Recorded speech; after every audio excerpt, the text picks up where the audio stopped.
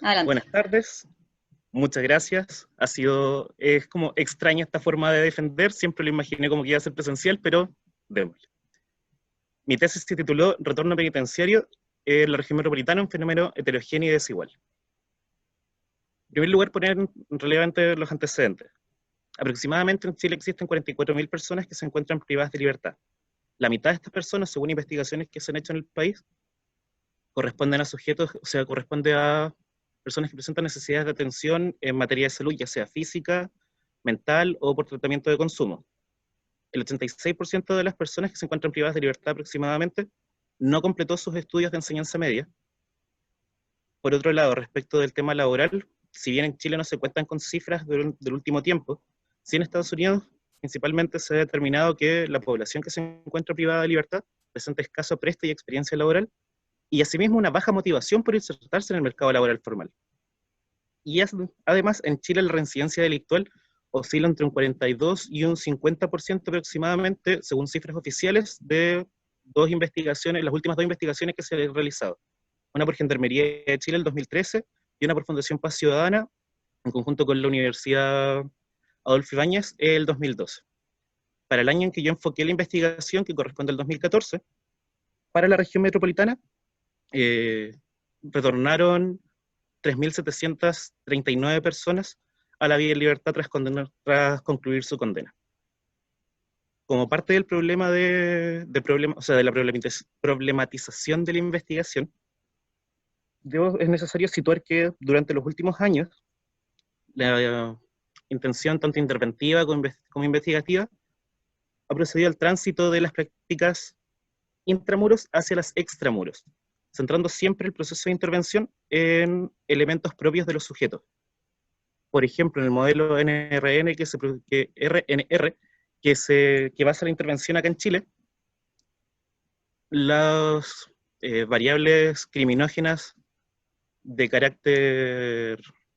dinámico, que son las que se intervienen, siempre son propias de los sujetos. ¿Cómo se llama? El contacto criminógeno que tiene, no sé, las necesidades de cada uno de dejar problemas de consumo, etcétera. Y en esta línea de intervención y de investigación tiende a olvidarse que los contextos a los cuales retornan los sujetos tras terminar la condena son de vital importancia para poder establecer el proceso de reinserción social como un proceso tripartito, en el cual no es solamente que el sujeto desista, sino que además que la comunidad en sí misma lo acepte nuevamente y que el sujeto que retorna a la vida en libertad pueda hacer pleno ejercicio de su derecho como ciudadano, derechos que fueron puestos en pausa durante el proceso privativo de libertad. Y en ese sentido, agarrándome de eso, precisamente del restablecimiento de derechos, en el contexto chileno y obviamente en el contexto metropolitano, las municipalidades tienden a verse como los principales prestadores de servicios, garantizando derechos como salud o educación, por ejemplo, para esta población. Es por eso que yo fijo el problema de investigación que ha sido poco estudiado en Chile respecto del retorno penitenciario de los sujetos como vuelta a la vida en libertad. Y eso condiciona que la pregunta de investigación sea cómo se distribuyen territorialmente en la metropolitana el retorno de los sujetos a la luz de ciertos indicadores relevantes, situación que va en concordancia con el objetivo general de investigación. Cuando, en materia de que yo pude identificar para mi proyecto de tesis, que los indicadores relevantes corresponden principalmente a la situación de pobreza de las comunas, la inversión municipal en salud o educación, la cantidad de parques urbanos disponibles en cada comuna y los puestos de trabajo de carácter formal disponibles en las mismas. Y eso condicionó la construcción de tres objetivos específicos. En primer lugar, construir una tasa de retorno penitenciario por cada comuna, examinar la relación existente entre retorno y pobreza y analizar la correlación entre el retorno y las variables o los indicadores recientemente mencionados. Porque la hipótesis de mi investigación corresponde a que la distribución en la región metropolitana, como lo dice el título de mi tesis, es heterogéneo y desigual. Como marco teórico, que si bien ya estuve adelantando parte de eso, desde 1980 en adelante se puede hacer en América en general como continente la introducción de unas prácticas políticas correspondientes al populismo punitivo. Vale decir que la política estatal se centró respecto del tratamiento del fenómeno delictual, endureciendo las condenas, condenando con privación de libertad delitos que antes no se condenaban, y promoviendo públicamente que dichas acciones corresponden a que los estados se están haciendo cargo de las necesidades que registra cada territorio. Y en eso nos podemos basar en investigaciones que ha hecho Bacuán en Estados Unidos, Larrauri en España y Kilduff en Brasil. Asimismo, como lo comentaba en Chile, no se ha puesto énfasis en el proceso de retorno penitenciario, siendo que este puede ser visto como el momento bisagra entre que conecta el proceso de intervención intrapenitenciaria con el proceso de intervención postpenitenciaria. Y en ese contexto, diversas investigaciones como las conducidas por Travis, por Petersila, en Estados Unidos principalmente, dan cuenta de que al momento de retornar los sujetos, cargan con complejidades propias de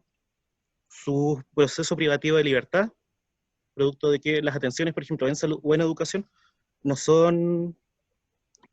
ampliamente cubiertas durante su periodo de reclusión. Por eso que se pone énfasis en el proceso de reinserción social como un elemento de 3 componentes principalmente. Por un lado, que el sujeto desista delictualmente, que no cometa nuevos delitos, como lo asegura Fergus McNeill. En segundo lugar, que la comunidad a la que el sujeto retorna pueda visualizarlo con una identidad distinta a la netamente delictual, como el trabaja Morales y como el trabaja Pérez. Y en tercer lugar, corresponde también a visualizar la importancia de restablecer a los sujetos como sujetos de derecho y no como sujetos del derecho penal, que es lo que señala Valeria Pipino en sus documentos del 2012. Y en ese sentido cobra relevancia la intervención social postpenitenciaria, puesto que si sumamos las 3 componentes del concepto de reinserción social que yo les comento, sumado a los mismos dolores que exportan los sujetos de la cárcel tras la liberación, enmarcamos un proceso de intervención postpenitenciaria sumamente complejo, producto de que no solamente tenemos que asegurar que los sujetos no vuelvan a reincidir delictualmente, sino que también restablecer ciertos derechos y entregar ciertas atenciones que son fundamentales para el cumplimiento de la ansiada reinserción social.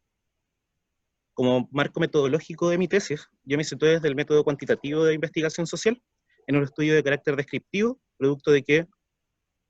si bien en Chile no se ha investigado, si en el extranjero se han identificado ciertas variables que son de relevancia al momento de investigar el fenómeno. Es transversal porque yo sitúo el proceso de investigación en un punto en específico que corresponde al año 2014 respecto del término de la reclusión y 2015 para poder analizar los indicadores comunales.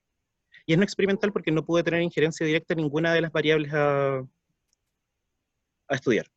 El universo de la investigación correspondió a los 3.739 sujetos que retornaron a la región metropolitana de distintas cárceles del país, pero que volvieron a vivir a la región metropolitana en las distintas 52 comunas. Hice uso de datos secundarios provenientes de Genchi y del INE para poder determinar la cantidad de personas que retornaban y la proyección poblacional para cada comuna durante ese año, de la encuesta CACEN del año 2015, para poder extraer los datos respecto de situación de pobreza comunal, del Servicio de Impuestos Internos para poder extraer la información respecto a la cantidad de puestos laborales de carácter formal y dependiente que se declararon durante el año 2015, y el Servicio Nacional de Información Municipal para poder extraer la información de el nivel de inversión municipal y de dependencia del Fondo Común Municipal igualmente. Y esas se constituyen como las variables que yo utilicé en mi tesis para poder hacer, y las analicé a la luz de las correlaciones bivariadas para poder extraer el coeficiente de Pearson en el programa SPSS. Los hallazgos que yo encontré en mi tesis se pueden agrupar en 3 principalmente. Por un lado, en la construcción de la tasa de retorno, se ve muy fácil. La construcción de la tasa de retorno, correlaciones que son de carácter significativo y correlaciones que no fueron significativas, pero que aún así dan luces y aportan a la comprensión del fenómeno en sí mismo. Respecto de las tasas de retorno en particular, como ustedes pueden ver en el mapa, ahí se presentan las 52 comunas de la región metropolitana, y para el análisis yo centré en la construcción de 2 clústeres principalmente. Por un lado, de las comunas con mayor tasa de retorno y las con menor tasa de retorno. Esto permitió poder identificar gráficamente que las comunas con mayor tasa de retorno en su mayoría se concentran en el sector centro-sur de la provincia de Santiago, salvo Cerro Navia, Renca y San Bernardo. Y por otro lado, que las comunas con menor tasa de retorno pueden ser divididas en dos, en comunas urbanas y comunas rurales. Comunas urbanas como las propias del sector oriente de la región, o sea, de la provincia de Santiago, y comunas urbanas como Tiltil, Pirque, Calera de Tango, Alhué y San Pedro. Lo interesante de esto es que el promedio, o la media regional de retorno por comuna correspondía a 44 sujetos por cada una. Sin embargo, la media de las comunas con mayor tasa de retorno era de 98, versus que la media de las menores, las tasas con menos, o sea, las comunas con menor tasa de retorno correspondía a 10. Eso quiere decir que cada uno de los clústeres estaba en promedio, o sea, más o menos 40 puntos por sobre o por debajo de la media. Respecto de las correlaciones significativas, las relacionadas con la situación de pobreza comunal, vale decir pobreza monetaria, multidimensional y dependencia del Fondo Común Municipal, resultaron ser bastante significativas para las ciencias sociales, o sea, un estándar de las ciencias sociales, todas con un p-value inferior a 0,05 y todas con un coeficiente de Pearson de más de 0,76, llegando incluso a 0,80 en el caso de la pobreza monetaria, todas con una pendiente positiva. Eso quiere decir que existía una correlación directamente proporcional entre la cantidad de sujetos que retornaban y la situación de pobreza en cada comuna. Dentro de las correlaciones no significativas, se puede identificar, por un lado, que no existe una correlación entre la cantidad de sujetos que retorna a cada comuna y la inversión de esa comuna respecto de salud, educación, así como la cantidad de parques urbanos o la totalidad de parques urbanos en cada comuna y la totalidad de puestos de trabajo. El análisis. Tal como presenté los hallazgos distribuidos en tres, también el análisis lo voy a dividir en tres. En primer lugar, la distribución en la región metropolitana es absolutamente asimétrica, puesto que configura espacios donde donde existen espacios más propicios y menos propicios para la reinserción social respecto de tanto el apartado de reconocimiento de la comunidad para poder alcanzar la reinserción social, como de la provisión de servicios que aseguren el ejercicio de derechos. En ese sentido, la alta concentración en ciertos sectores de la región metropolitana dificulta asimismo la densificación del tejido social, producto de que al exportar de la cárcel muchos patrones conductuales de carácter antisocial, por determinarlo de la forma que la literatura lo aborda, esto configura un distanciamiento entre nosotros y ellos, casi como población antagonista dentro de una misma comunidad. En segundo lugar, respecto del retorno penitenciario y la situación de pobreza comunal, efectivamente la concentración de mayores sujetos, o sea, la mayor concentración de sujetos que retorna tiende a concentrarse en sectores poblacionales, o sea, en territorios poblacionales de la región metropolitana, marcadamente, donde se marca mucho más la situación de pobreza. En ese sentido, esto se encuentra como en plena concordancia con investigaciones, por ejemplo, que Bacuán condujo en Estados Unidos, específicamente en el estado de California, donde tendía a haber un círculo vicioso entre que los sujetos salen de la cárcel, regresan a los territorios de origen y vuelven a ingresar y vuelven a salir.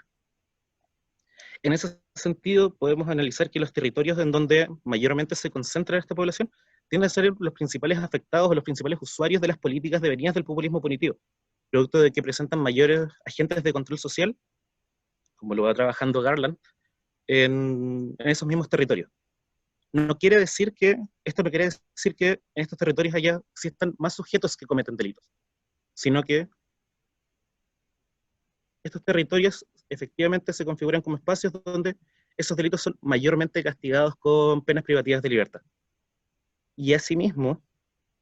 la alta dependencia del Fondo Común Municipal condiciona que existan territorios donde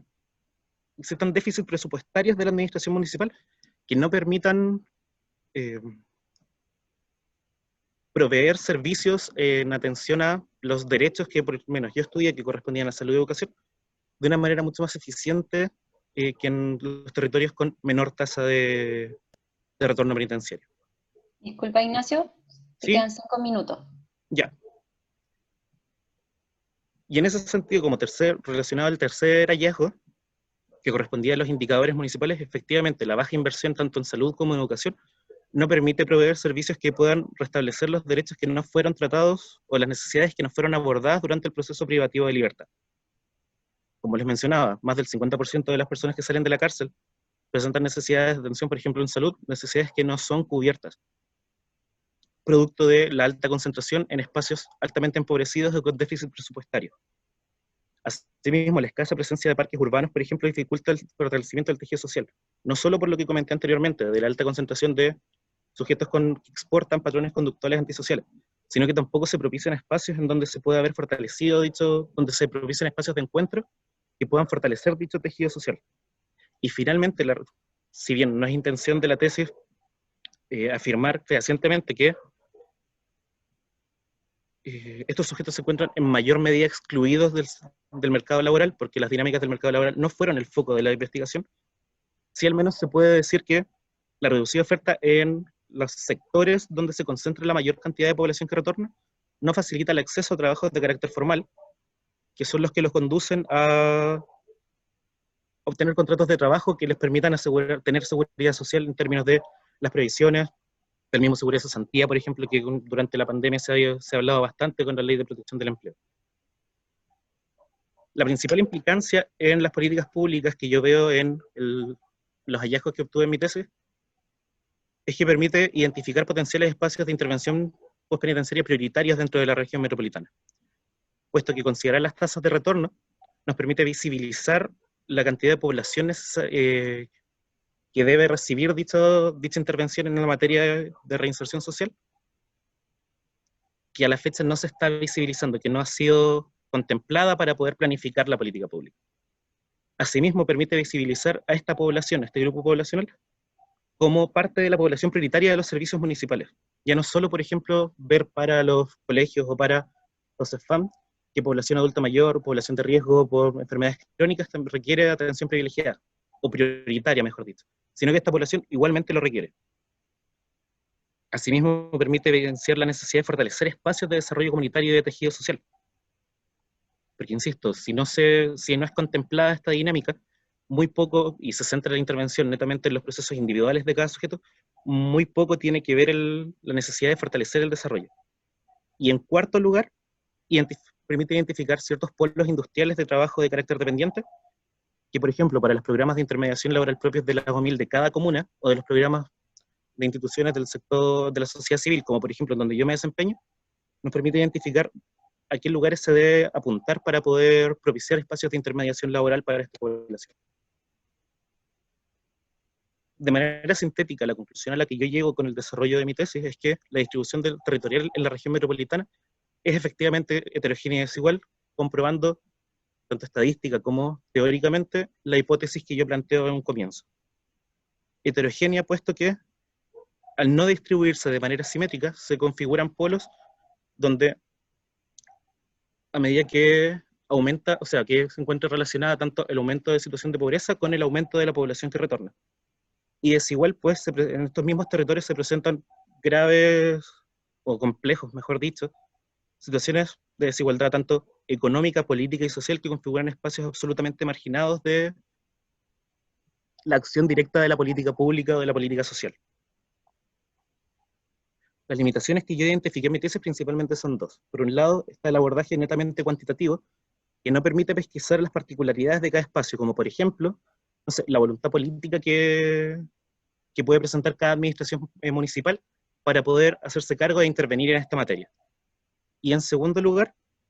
la otra limitación es que el análisis de la población se centró en la población que egresó del sistema cerrado para el año de estudio, sin contemplar, por ejemplo, población del sistema abierto o menores de edad afectos a la ley de responsabilidad penal adolescente. Y por otro lado, el análisis de la población en sí misma también fue de carácter homogéneo. Entonces tampoco se pudo pesquisar diferencias diferencias dentro de la misma población del estudio, en función de ciertas características de carácter sociodemográfico, pero eso también fue intencional, producto de que se trató de abordar en función de indicadores externos al sujeto, como por ejemplo era los servicios o los indicadores presentes en los territorios que se realizó, por decir, en las comunas de la región metropolitana. Las preguntas que, al menos a mí me surgieron después del desarrollo, por ejemplo, lo que les comentaba antes. ¿Qué comunas de la región metropolitana presentan mayores niveles de voluntad política para abordar las necesidades interventivas de esta población? Por otro lado, también podría ser interesante abordar en un estudio longitudinal cuáles fueron las mayores y menores tasas de retorno a las comunas durante la última década, del 2010 al 2019. O asimismo poder identificar en los últimos 5 años cuál fue la variación, por ejemplo, en los presupuestos comunales para poder implementar programas relacionados, no exclusivos necesariamente, con población que retorna a la vida en libertad. ¿Y por qué lo sitúo en los últimos 5 años? Porque los últimos 5 años corresponden del 2015 al 2019, y se marca como hito el 2017 como implementación de la política pública de reinserción social en Chile. Para cerrar, me gustaría como compartir 2 reflexiones también que me surgieron en el proceso de elaboración de la tesis, y que efectivamente en Santiago, o en la región metropolitana, mejor dicho, existen diversos contextos que no son propicios para la reinserción social postpenitenciaria. Por mucho que se implementen políticas de reinserción de carácter comunal o que lo lleven distintos organismos de la sociedad civil, los contextos en sí mismos se configuran como espacios de concentración de externalidades negativas, que dificultan de gran manera el alcance de la reinserción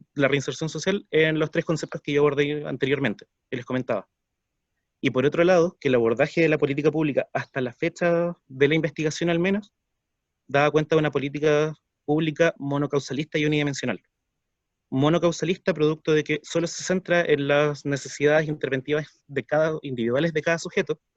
y unidimensional porque no se abre a las distintas complejidades que se presentan en el fenómeno en sí mismo. Y eso condiciona que se desconozca la injerencia que el entorno en sí mismo tiene en el proceso de reinserción social. Eso. Muchas gracias. Y la bibliografía.